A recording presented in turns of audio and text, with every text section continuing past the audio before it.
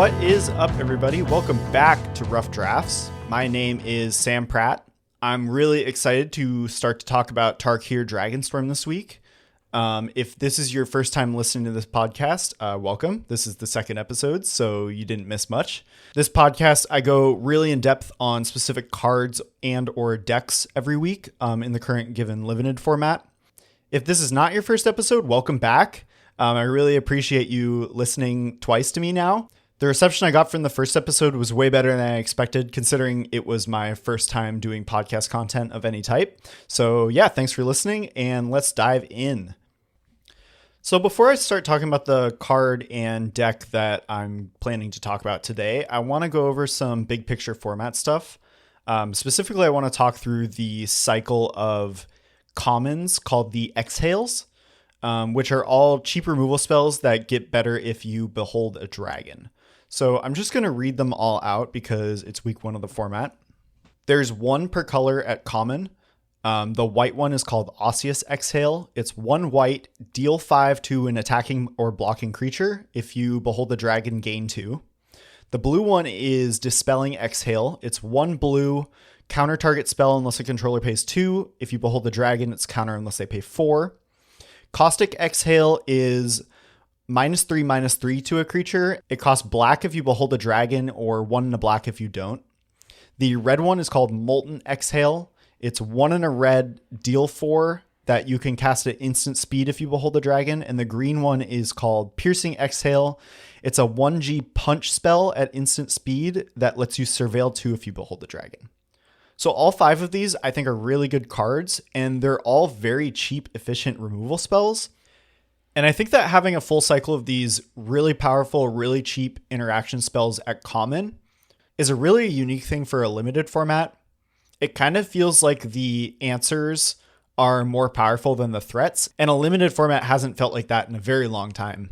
So I won't talk too much about the big picture of the format and what these exhales mean for the format, but I just wanted to mention them and make sure that people remembered what they did before getting too deep in the weeds.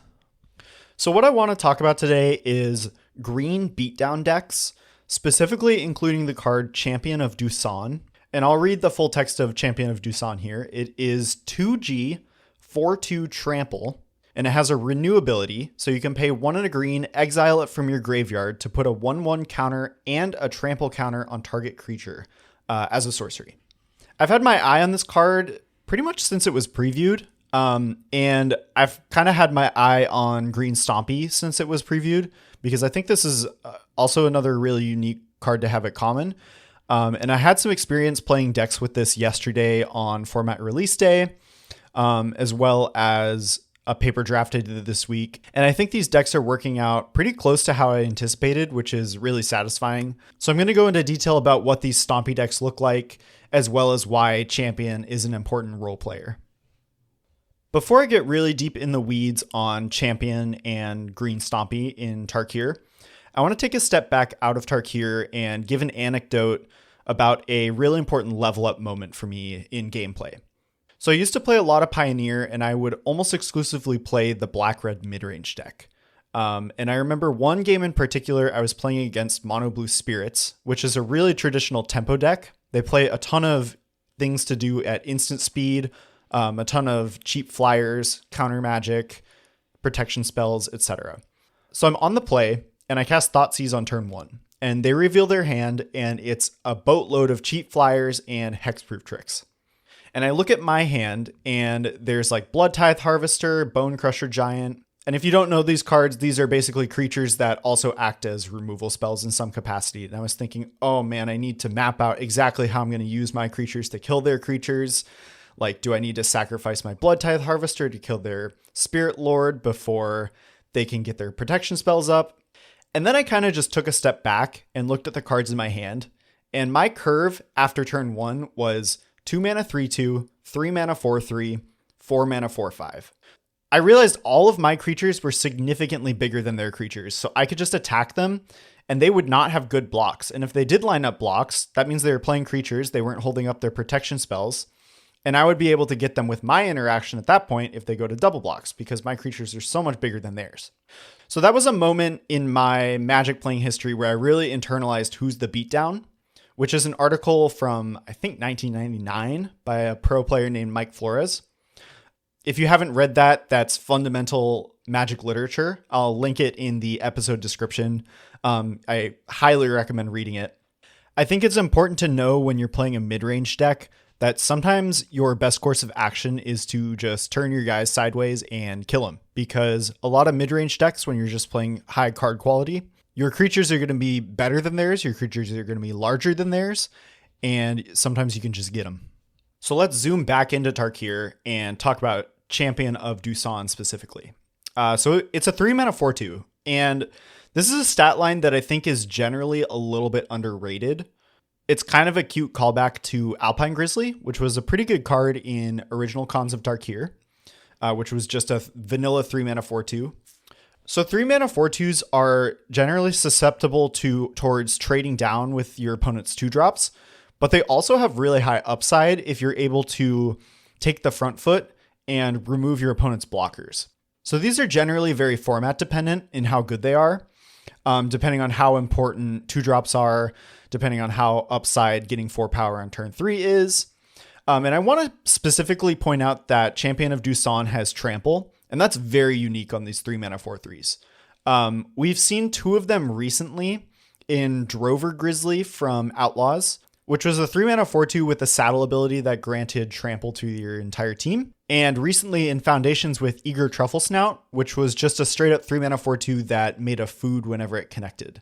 So I think both Drover Grizzly and Eager Truffle Snout were very solid cards. I think Champion fits into this very solid package. I don't think it's a top common or anything, but I do think it's really unique and a very solid role player for your green decks, especially ones that are built to take the front foot. So Champion in the context of Tarkir. Remember I talked about how important the exhales were, in that they're really cheap removal spells. And it is a downside of Champion that it trades down on mana with all of the exhales. So especially with Caustic Exhale, the black one, if they can nab your champion for 1 mana, that's pretty bad. But on the other hand, if you're the one playing exhales and champion, and you can remove their cheap blockers with your cheap interaction, you can push a lot of damage by exhaling their cheap blockers and smashing for 4. But the other thing that Champion does when you're playing it on curve is it's exhausting your opponent's removal. A 4/2 Trample is such a threatening body in a lot of board states that your opponent has to do something about it. And exhausting their removal early clears the way for your larger threats, say a big chunky 4-drop or a dragon at 5 or 6. They're going to have 1 less removal spell that's going to be able to deal with those things. And additionally, when you activate Champion's renewability and put a 1/1 counter and a trample counter on something, you're turning something into a must answer threat in turn. So if they used one of their cheap removal spells on the champion, you get to turn something else, maybe a 3-mana 3/3, into a large threat that they have to deal with. Also, I think just a 3-mana 4/2 lines up pretty well into this format. On defense, it's just a 3-drop against the aggro decks, which is like fine. But if your opponent is playing dragons, a lot of the dragons are like 5-mana 3/3s, 5-mana 4/4s, 6-mana 4/4s, and Champion just gets to just keep on getting in against a lot of different board states if they're playing larger dragons. Like, it's not like your opponent is playing a Migrating Ketradon, like a 6-mana 6/6 that completely blocks it. Like, this thing is going to have attacks really late into the game. Or you're going to activate the renewability and turn something else into a 4/4, and that's going to have really great attacks later on. So I really want to emphasize the fact that Champion is a card that lets you attack profitably for multiple turns. And I think that's really important for these stompy green beatdown decks. I think that's something that's really important to understand. That's why I told that anecdote about black-red midrange. Because I think when you're playing a midrange deck, which green often is in limited, it's important to remember that sometimes the best course of action is to just attack them and get them dead with your large creatures. And green's been pretty good at doing that over the past year. Aether Drift was a really good example of green just having stats on stats. And if you just hit spacebar and attack all every turn, sometimes there's nothing they can do. Some specifics with Champion. So it has a lot of words on the card that matches what a bunch of the decks want to be doing. First of all, it places counters on things out of its graveyard with the renew ability. And there's a lot of cards in green and black that care about cards having counters on them. In blue-green, there's the card Kishla Skimmer, which is green-blue for a 2/2 flyer. Whenever a card leaves your graveyard during your turn, draw a card. Triggers only once each turn. I'll talk about that a little bit later, but when you activate Champion's Renew ability, that will draw a card off Kishla Skimmer. And also the Teamer mechanic is Harmonize, and this is a cheap 4-power creature that can let you harmonize for really cheap, which is great. I want to talk about a card that is best friends with Champion, which is Sagu Pummeler. Sagu Pummeler is 3 and a green for a 4/4 reach, and it has a renew ability, 4G, exile it from your graveyard, put 2 1/1 counters and a reach counter on target creature. So we've seen the 4-mana 4/4s be generally pretty good cards over the course of the last year, and I think this is no exception. Playing 3-mana 4/2 into 4-mana 4/4 into some dragon on 5 feels like a really hard curve for a lot of decks to deal with. And also, Sagu Pummeler is a great target for the champion counter. So I've made a lot of 5/5 trample Sagu Pummelers in the format already, and it feels huge. It's a compounding effect of, like I said, taxing your opponent's removal. So if they have to spend a removal spell on your champion, that's one fewer removal spell that can interact with the Pummeler. And then you can make the Pummeler a 5/5 and keep attacking, use a combat trick, use a removal spell on their blockers. Just putting a lot of stats turn after turn, like I said, can be a headache. A 3-mana 4/2 is also excellent with the green Exhale. Like I said, there's not too much in this set that's larger than 4 toughness. So your punch spell is going to kill most things if you have a 4-power creature on board. Just a couple of random green cards that I think work well in these beatdown decks. One is Snakeskin Veil. I've been extremely impressed with Snakeskin Veil so far in the format. Protecting your most important threats has been really insane for a single mana. That card usually always performs in sets when green is good, and I think is a reason that green gets to be good a lot of times. So that one should be pretty obvious. Green also gets a combat trick of its own called Sarkhan's Resolve. This is 1 and a green, and you either get to give a creature +3/+3 until end of turn, or destroy a creature with flying. So I was kind of disappointed in this card because we've had a couple of really good +3/+3 trample tricks over the last couple years. So I think this does have a home when you pair it with Champion because it has and gives trample. I haven't played this yet, but I can totally see it fitting in. The other card I wanted to mention is called Synchronized Charge. This is 1G sorcery. Distribute 2 1/1 counters among 1 or 2 target creatures you control. Creatures you control with counters on them gain vigilance and trample until end of turn. It also is harmonized for 4 and a green. This card's just been insane. It is a pretty phenomenal travel preparations callback. Giving vigilance and trample is huge. Obviously, it's a redundant trample enabler with Champion. It's just been really terrifying. Some really insane curve outs, especially a lot of times you can cast the harmonized mode for a single green mana. In terms of deck construction, as in what does the green stompy deck generally look like in Tarkir? So far, I've played this deck a couple times.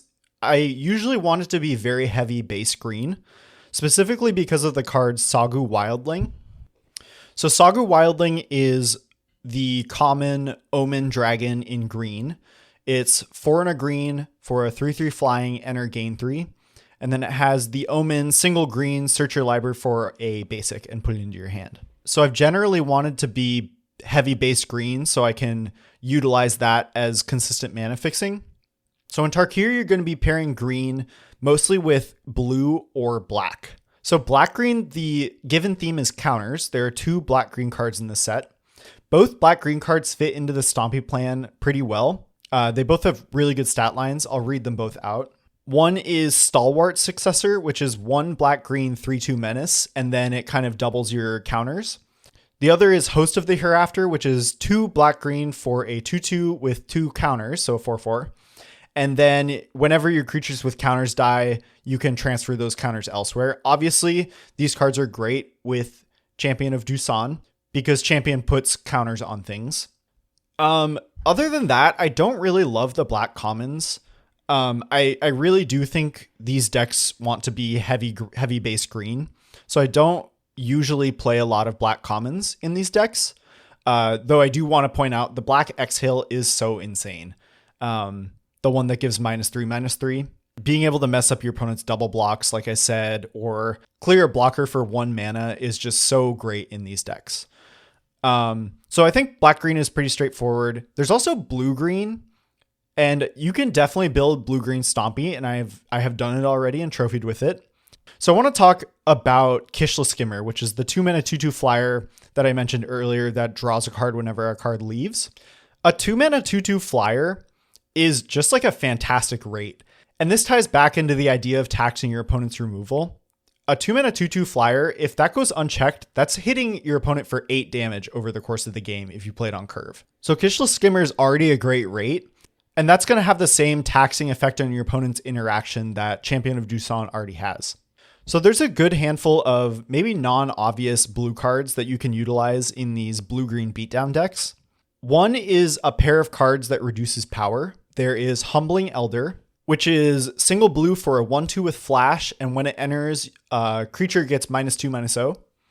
And the other is Fresh Start, which is a 1 and a blue flash aura that gives an opponent's creature -5/-0, and it loses all abilities. So like I was saying, how the exhales are great, proactive, cheap spells to clear blockers, these are really great at keeping your champion alive through a block. So if you're attacking every turn and you can flash in Humbling Elder, make your creature survive, and get a 1/2 body on offense, that's a huge advantage for just a single mana. So I think these are cards that I anticipate being able to get really late, especially Humbling Elder. I think you can wheel almost every time. So if I'm in these base green, blue-green Stompy decks, that's a card I really have my eye on. A couple others, Ureni's Rebuff. This is the uncommon 1 and a blue bounce spell with Harmonize. Obviously, the Harmonize cards are juiced when you're playing high-powered creatures. A bounce spell is a great proactive tempo play. Don't need to go into too much detail. Spectral Denial. This is X and a blue instant. Counter target spell unless its controller pays X, and it costs 1 less to cast for each creature you control with power 4 or greater. Should be pretty obvious why this works with Champion. Champion is 4 power. These kinds of really cheap counter spells are great in these proactive decks. Very similar to why a bounce spell is great, just a very proactive tempo play. A card I have my eye on for these decks is Ringing Strike Mastery, which is the single blue aura that taps and locks down an opponent's creature and they can pay 5 to untap it. I haven't put this in a deck yet. I don't anticipate putting it in very many decks at all, but I do want to mention it because it's a really good tempo play if you're expecting the game to not extend for very many turns. Single blue removal spell if you're attacking your opponent. It's a card I think you're going to be able to get really late and might be a really good option for these decks in a couple weeks when the good cards are getting snapped up a little faster. One other blue card I want to mention is Snowmelt Stag. This is 3 and a blue for a 2/5 vigilance. It has this expensive unblockable ability, but on your turn, it's a 5/2 instead of a 2/5. I think this card is a nice little redundant piece for these champion beatdown decks. It's another high power threat that works really well with Humbling Elder and Fresh Start. I don't think I like this card quite as much as Sagu Pummeler in the 4-drop slot, but I'm totally fine playing it if I'm in these blue-green beatdown decks. I actually think that red-green or white-green champion beatdown Stompy has legs in this format. I've kind of been theory crafting this for a while.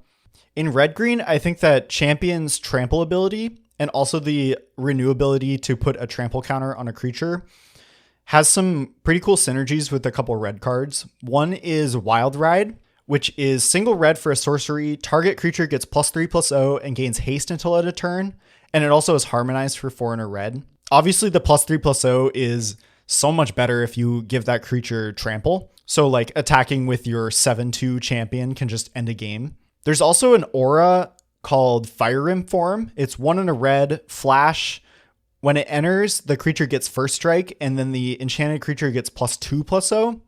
That's another one that works really well with trample. I think just playing a solid green core of beatdown creatures complemented by these red spells that push damage would be a really cool idea. There's also a couple reasons why I would like white-green Stompy. One is that Osseous Exhale, which is the white exhale. It's deal 5 to an attacking or blocking creature. That works really well with trample because you can kill the blocking creature and still push damage. Obviously, if you're playing creatures, Salt Road Pack Beast, which is the 6 mana 4/3, enters, draw a card, and then it costs 1 less for each creature you have. That's going to be great if you're just playing a creature deck, and that's just a fantastic card. White gets a combat trick called Lightfoot Technique, which is 1 white instant, put a 1/1 counter on a creature, and it gets flying and indestructible. So just another way to push a lot of damage. The one thing I actually really like about white in theory is that the 2-drops in the set are kind of bad, but white actually has some good ones. It has Fortress Kinguard, which is 1 and a white for a 1/2 Endure 1. And I think most of the time when you're playing that, you're going to be making the Spirit on the Endure. But I could actually envision a deck like this playing this on turn 2 and making this just a 2/3. Just a creature that has really good attacks for the first couple turns. These are things I have my eye on. I don't anticipate going out of my way to get them. Just sort of if they fall into my lap. But if you actually build and do well with white, green, or red, green Stompy, please show me. I would love to see it. As far as when to draft these green Stompy decks, I think if you're not seeing a ton of fixing and can't be a really soupy multicolored green control pile, I think just filling your deck with a bunch of large, beefy, proactive threats and just attacking your opponent is a great way to win a game of Magic. So if I'm deep into green, this kind of deck is always going to be on my mind because I think green tends to play a mid-range game in a lot of limited formats. And if you're too slow a mid-range deck, you're going to fall prey to these go over the top super multicolor control decks that are really good because of the cheap interaction in the exhales that exist in Tarkir Dragonstorm. So I think trying to lean more into a proactive beatdown plan is a better spot for green to be in. And I think I'm going to wrap up there. Hopefully you enjoyed learning about these Stompy decks. I've really enjoyed playing them. I'm going to link a couple draft logs and 17 lands links in the description of this episode if you want to see my experiences I have with this archetype so far. If you have a specific card or a specific deck that you think would be a good topic for this show, I would love to hear it. You can also just hit me up for any feedback, criticism, just to say hi. You can find me on Blue Sky at sampratt.bsky.social. You can probably just search Sam Pratt to find me. And I'm also on Discord as Samp6. Thanks for listening and see you next week.